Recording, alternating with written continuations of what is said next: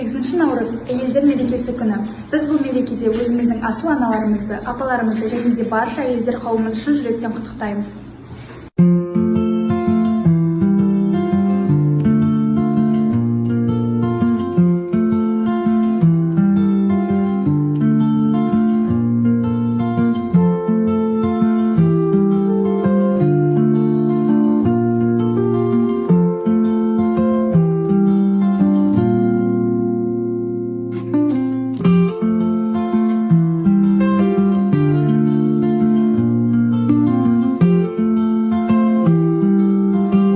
Осы күні сіздерге шексіз бақыт, денсаулық пен табыс тілеймін. Жүздеріңізден күлкі, жүректеріңізден махаббат кетпесін.